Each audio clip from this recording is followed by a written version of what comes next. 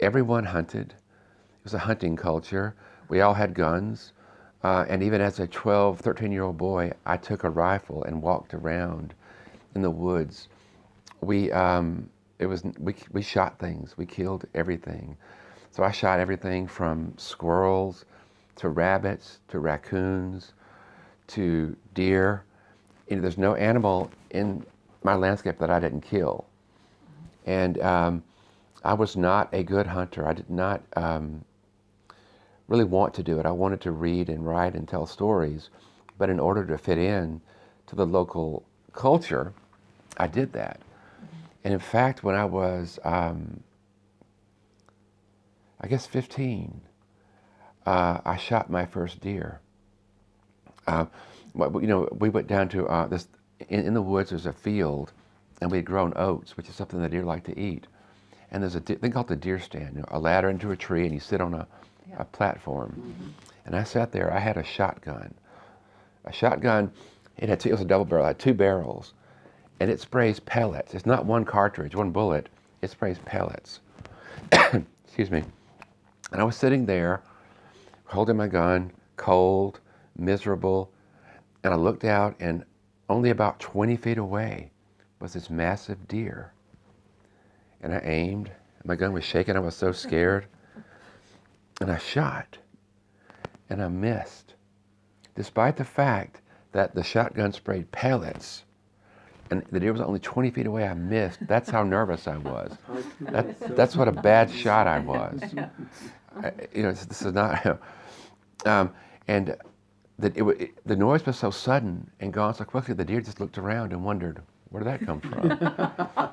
At some point I remembered I had a second barrel, so I clicked into the other barrel. Then I hit him, but I hit it badly, and he ran down into the bottom of a hollow, as we call it, which is like a gully. Mm.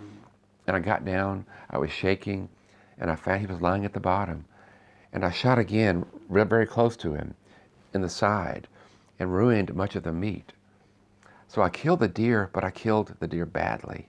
Mm-hmm. And still, the level of approval that I felt from my family, my uncles, my father, my mother, my sister, was extraordinary. I never felt such buoyancy, such joy, because I really felt I fit in a way I never had before. I went back to school on Monday, and with this news, and people changed their opinions of me a little bit. Our coach, our PE coach, physical education coach, was Coach Horn. Antler, like Horn. His name was really Coach Horn. And when he heard I killed the deer, he invited me to his office and talked to me for the first time. Man to man, so to speak.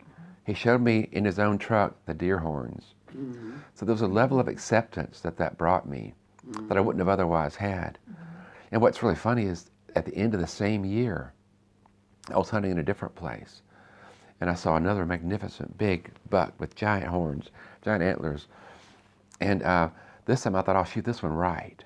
Mm-hmm. So I was still so nervous, and I shot and I hit him in the neck and chipped his antlers. Mm-hmm.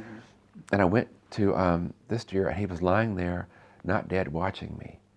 I thought, I can't shoot again. They'll know I did it wrong again. So this one, I went and took his antlers and stabbed him with my knife to kill him, which is very stupid. I mean, it's cruel.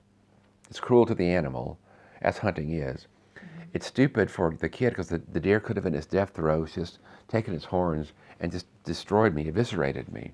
But I got lucky, and I stabbed it in the heart with my knife. Mm-hmm. And later, when my uncle helped me clean it, he saw what I had done. And he got really angry at me because of how stupid it was. Mm-hmm. So even as I killed these big deer and fit in, I did it badly. So I never could quite fit in.